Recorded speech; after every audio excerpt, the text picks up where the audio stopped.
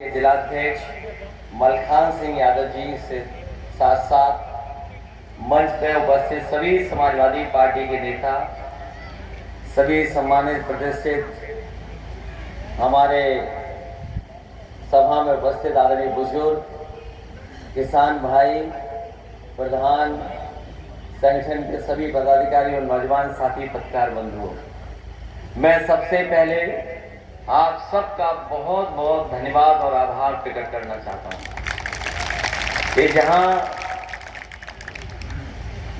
एक अच्छा कार्यक्रम हो रहा है और वहीं पर पार्टी के सब महत्वपूर्ण कार्यकर्ता नेता दिखाई दे रहे हैं।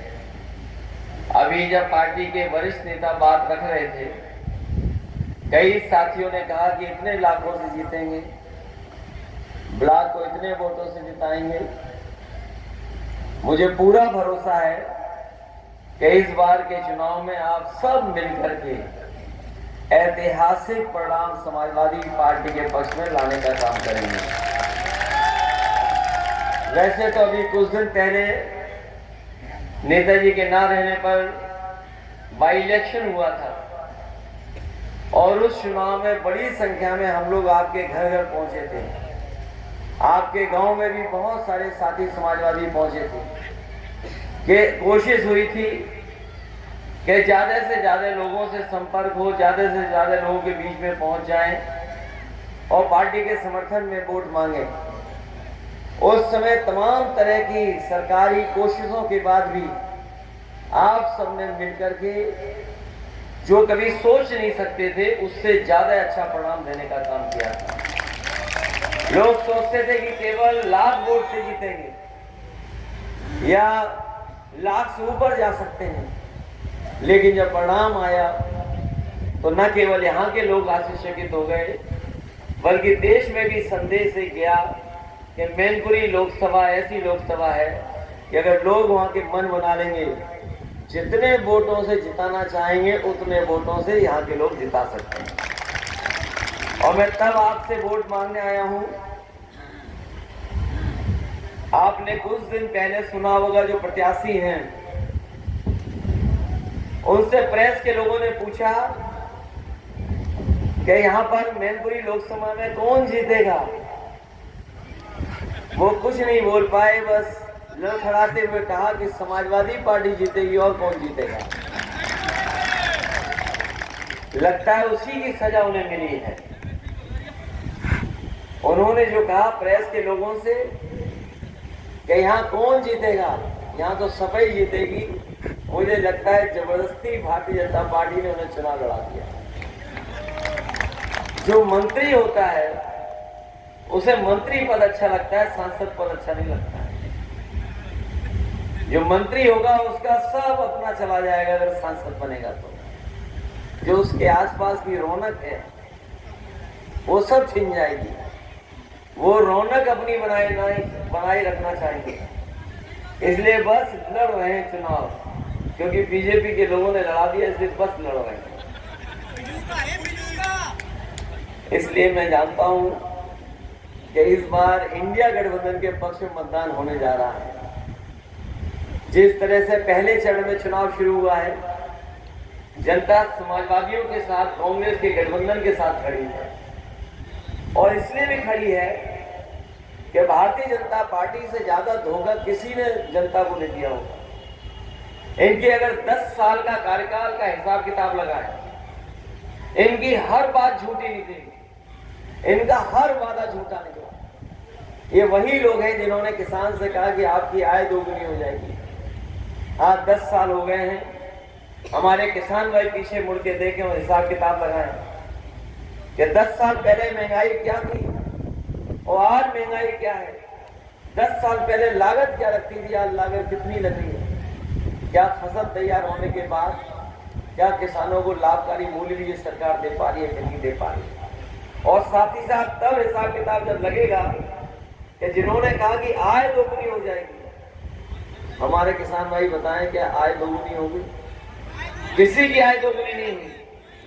न केवल हमारा किसान दुखी है, और एक समय ऐसा आया किसानों के सामने कि बीजेपी के लोग चाहते थे कि 3 काले कानून लागू हो जाएं, उन 3 काले कानूनों को लेकर के न केवल उत्तर प्रदेश बल्कि देश का किसान इकट्ठा हो गया।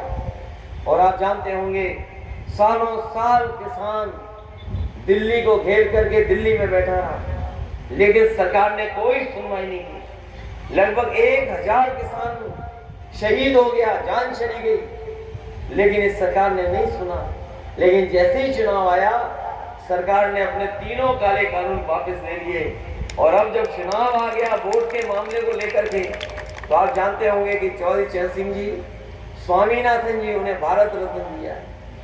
ये केवल वोट लेने के लिए दिया इन्होंने भारत रत्न, क्योंकि ये किसान के पक्ष में कोई फैसला नहीं लेना चाहते। आज अगर किसान की फसल तैयार हो गई है, आप जानते हैं कि गेहूं तैयार है, बताओ क्या रेट दे पा रही सरकार। और अगर आय दोगुनी का इंतजाम किया होता तो आज रेट क्या होता।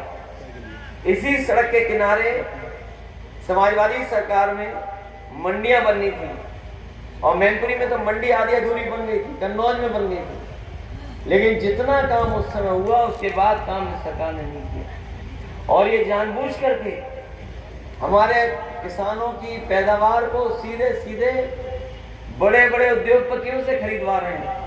और बड़े बड़े उद्योगपतियों से इसलिए खरीदवा रहे हैं क्योंकि आज बाजार में उनका दबदबा बन गया है। अगर गेहूं आपका खेत से तैयार हुआ है, मैं ये दावा कर सकता हूँ सरकार के पास कम गेहूं पहुंचेगा, प्राइवेट उद्योगपतियों के पास ज़्यादा पहुंच जाएगा, क्योंकि वही प्राइवेट उद्योगपति आटा को पैक करके और बाजार में ज़्यादा मुनाफा कमाने का काम करेंगे। याद रखिए, ये किसान को लाभ नहीं देना चाहते हैं, ये बड़े बड़े उद्योगपतियों को मुनाफा कमा देना चाहते हैं। इसलिए समाजवादी पार्टी ने कहा है कि जब कभी भी दिल्ली में सरकार बनेगी तो इंडिया गठबंधन मिलकर के किसानों को कानूनी अधिकार तो दिलाएगा एमएसपी का, साथ साथ अपने किसानों का पूरा कर्ज माफ कराने का काम करेगा। और कर्ज इसलिए माफ कराना चाहते हैं, कर्ज माफी के लिए इसलिए पक्ष में है क्योंकि आपने जानकारी की होगी, इन भारतीय जनता पार्टी के लोगों ने लगभग 16 लाख करोड़ रुपया उद्योगपतियों का माफ किया। 16 लाख करोड़ पिछले 10 साल में इन्होंने बड़े और छोटे उद्योगपतियों का कर्ज माफ किया। अगर आप 16 लाख बड़े उद्योगपतियों का, छोटे उद्योगपतियों का कर्ज माफ कर सकते हैं, तो हमारे किसानों का कर्ज माफ क्यों नहीं कर सकते। और जब कर्ज माफ करने का फैसला लिया था इन्होंने, तो इन्होंने कहा कि जिस उद्योगपति ने 5 करोड़ से ज्यादा कर्ज लिया है, हम उन्हीं का कर्ज माफ करेंगे। वो जानते हैं कि हमारे किसानों ने लाखों में लिया होगा, क्योंकि लाखों वालों की ये बात नहीं कर रहे हैं, ये करोड़ों वालों की बात कर रहे हैं। अगर लाखों वालों की बात किए होते तो हमारे किसानों का भी कर्ज माफ हो गया होता। इसलिए हम आपसे अपील करने आए हैं, सब किसान खेती करने वाले लोग, इनकी फसल की कीमत मिले, महंगाई कम हो और कम से कम हमारे नौजवानों को नौकरी रोजगार मिल जाए। इन लोगों ने ऐसे हालात पैदा किए हैं कि किसी नौजवान के हाथ में नौकरी नहीं आ रही, न रोजगार मिल रहा उन्हें। और जितनी भी परीक्षाएं अभी तक हुई हैं उत्तर प्रदेश की सरकार में, सब परीक्षा के पेपर लीक हो गए। न जाने कितने पेपर लीक हुए हैं। जिन नौजवानों ने तैयारी की होगी वो जानते होंगे कि कितने पेपर लीक हुए हैं। जो हमें जानकारी है, अभी तक भारतीय जनता पार्टी की सरकार में लगभग 10 परीक्षाओं के पेपर लीक हुए। अगर इनकी मान ले तो 13 की भी और हो सकता है, 3 हमारी जानकारी में न हो। लेकिन एक बात सच्चाई है सरकार में कि जितनी भी परीक्षाएं हुई हैं उन सब में पेपर लीक हुए हैं। और ये पेपर लीक हुए नहीं हैं, पेपर लीक कराए गए हैं। पेपर लीक इसलिए कराए गए हैं कि हमारे नौजवानों को नौकरी न मिल जाए, और नौकरी मिल जाती, पेपर लीक ना होता तो आरक्षण से भी नौकरी मिल जाती। इसलिए वो आरक्षण नहीं देना चाहते, नौकरी नहीं देना चाहते, इसलिए जानबूझ करके भारतीय जनता पार्टी के लोग पेपर लीक करा रहे हैं। मैंने कई बार गणित बताया कि अगर 60 लाख बच्चे जिन्होंने परीक्षा लिखी थी, उन 60 लाख बच्चों के परिवार के अगर हम 2 सदस्य जोड़ दें, तो अगर हम 3 वोट मान लें एक परिवार के, 60 लाख जिनकी परीक्षा नहीं हो पाई, नहीं दे पाए, उनका अगर हम हिसाब किताब लगा लें 3 गुना 60 लाख तो 1 करोड़ 80 लाख हुए। और यही 1 करोड़ 80 लाख का अगर हम भाग दे दें 80 लोकसभाओं से, तो बताओ एक लोकसभा में कितना वोट कम हो गया है? 2,25,000। 2,25,000। तो अगर एक लोकसभा में 25,000 वोट कम हुआ है, तो बताओ भारतीय जनता पार्टी के लोग बचेंगे कैसे? इसीलिए इनका सफाया होना शुरू हो गया पहले चरण से ही। जहां पश्चिम में पहले चरण में ही सफाया हुआ है, और उसी की वजह से इनके भाषण बदल गए। भाषण में जो भाषा इस्तेमाल कर रहे हैं वो बदल गए। और हम तो कहेंगे कि ये चुनाव का परिणाम आने से पहले भारतीय जनता पार्टी के नेताओं के भाषण में रुझान आने लगा है कि वो हारने जा रहे हैं, उनका सफाया होने जा रहा है। जनता ने भारतीय जनता पार्टी की सरकार को पलट दिया है, और इस बार इनके खिलाफ जनता मतदान करने जा रही है। जो लोग 14 में आए थे वो 24 में चले जाएंगे। न केवल 24 में चले जाएंगे, बल्कि उत्तर प्रदेश के लोग जब स्वागत करते हैं तो स्वागत भी अच्छा करते हैं, और जब विदाई करते हैं तो ढोल नगाड़ों से इनकी विदाई भी होने जा रही है। ये लोग जो राशन दे रहे हैं, ये राशन ऐसा है, गरीबों से भी गरीबी वाला राशन दे रहे हैं। इसमें पता नहीं क्या क्या दे रहे हैं। हमारे प्रधान जितने आए वो जानते होंगे, कोटेदार गांव वाले सब जानते होंगे क्या दे रहे हैं राशन में। जब वोट चाहिए था तो बताओ रिफाइंड तेल दे रहे थे, और दाल भी दे रहे थे, चना। लेकिन अब बताओ क्या मिल रहा है राशन में? इसलिए हमने कहा है, समाजवादी पार्टी ने अपने घोषणा पत्र में, कि अपने गरीबों को पौष्टिक खाना मिलना चाहिए, पौष्टिक भोजन मिलना चाहिए, उनका स्वास्थ्य बेहतर हो इसलिए पौष्टिक खाना मिले। तो इसके साथ साथ समाजवादी पार्टी ने तय किया है कि जिस तरीके से संपन्न लोग, पैसे वाले लोग बाजार से पैकेज का आटा लेते हैं, पैकेट वाला आटा लेते हैं, बना बनाया लेते हैं, जिसका बाजार लगातार बढ़ता जा रहा है, जिसकी वजह से हमारे किसानों की कीमत नहीं दे रही सरकार, हम अपने गरीबों को चाहे हमें पौष्टिक पैक्ड आटा देना पड़े तो आटा देंगे, और साथ ही साथ मोबाइल के चलाने के लिए डाटा भी फ्री देने का काम करेंगे। और डाटा इसलिए दे रहे हैं कि बिना डाटा के आजकल कुछ चीजें चल नहीं रही हैं, और डाटा से सब कुछ चल रहा है।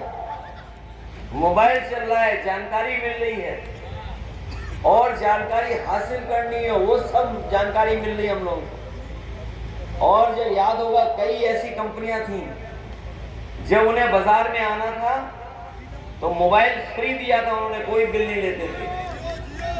लेकिन धीरे धीरे डाटा का पैसा लेने लगे, और पैकेज मिलता है 500 रुपए का महीने का, या जितना इस्तेमाल करना चाहो पैकेज। और मुझे खुशी इस बात की कि समाजवादियों ने जो लैपटॉप 7 साल पहले बांटे थे वो आज भी चल रहे होंगे जहां कहीं भी होंगे।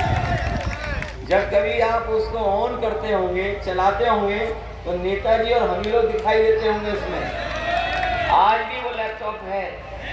और जिस समय कोरोना आया और सब चीजें बंद हो गई, उस समय केवल आप लोग मेहनत कर रहे थे और समाजवादियों का लैपटॉप चल रहा था जो आपकी मदद कर रहा था। और जिस समय ऑनलाइन पढ़ाई शुरू हुई, जब ऑनलाइन पढ़ाई शुरू हो गई, साल 2 साल जो खराब हुए हमारे बच्चों के, तो संपन्न लोग थे उनके तो बच्चे पढ़ लिए, लेकिन गरीब के परिवार के बच्चे नहीं पढ़ पाए। गरीब के परिवार के पास न सही मोबाइल था और न ही कंप्यूटर था, न लैपटॉप था, जिसकी वजह से नहीं पढ़ पाए। हम आपको भरोसा दिलाते हैं कि समाजवादी सरकार बनेगी तो ऑनलाइन पढ़ाई के लिए भी इंतजाम करेंगे। जिस तरीके से लैपटॉप बांटे थे उसके लिए सुविधा देंगे और डाटा उसी के लिए दे रहे हैं कि कभी आपको पढ़ाई करनी पड़े, परीक्षा के लिए आपको कुछ जानकारी हासिल करना हो, वो दे सकें हम। तो ये चुनाव जो होने जा रहा है, ये चुनाव बहुत अलग है और ये चुनाव बहुत अलग है। ये नौजवान तो वो है जिसकी रफ्तार लगता ज़्यादा तेज है और जो सड़क बनी है, अगर इस पर मोटरसाइकिल इसे दे दो और इसे चलाने का मौका दे दो तो इसके पीछे कोई नहीं बैठ पाएगा। ये हाईवे, ये सड़कें, ये बिजली का इंतज़ाम, ये सब स्टेशन, ये और सब इंतज़ाम, और जो बिजली आज मिल भी रही है ये समाजवादियों की देन है। ये बीजेपी ने एक भी बिजली का कारखाना नहीं बनाया। अगर एक यूनिट भी बिजली बनाई हो बीजेपी के लोगों ने तो बता दो। इन्होंने बिजली नहीं बनाई, न तार लगाए, न सब स्टेशन बनाए जितने समाजवादियों ने बनाए थे। इन्होंने केवल एक काम किया, मीटर लगा करके आपको बिल ज्यादा देना पड़ रहा है, बस ये काम किया और दूसरा कोई काम नहीं किया। और ऐसा बिल आ रहा है, मीटर की भी ऐसी रफ्तार है कि जब बिजली का बिल आता है तो अपने आप आपको करंट लगता है उससे। तो इन्होंने बिजली नहीं बनाई, न इंतजाम किया, केवल आपसे पैसा वसूलना है। और इसी तरीके से जो एम्बुलेंस की व्यवस्था थी, समाजवादी सरकार थी तो गरीबों के लिए एक एम्बुलेंस की व्यवस्था की गई कि अगर हमारे गरीब को अगर तकलीफ हो, परेशानी हो, चाहे रात हो दिन हो, कभी भी एम्बुलेंस की जरूरत पड़ जाए तो वो फोन मिलाता था और एम्बुलेंस उसके घर परिवार के सदस्य को लेकर के अस्पताल पहुंचा देती थी। लेकिन जब से ये भारतीय जनता पार्टी की सरकार आई, इन्होंने एम्बुलेंस की व्यवस्था को खराब कर दिया।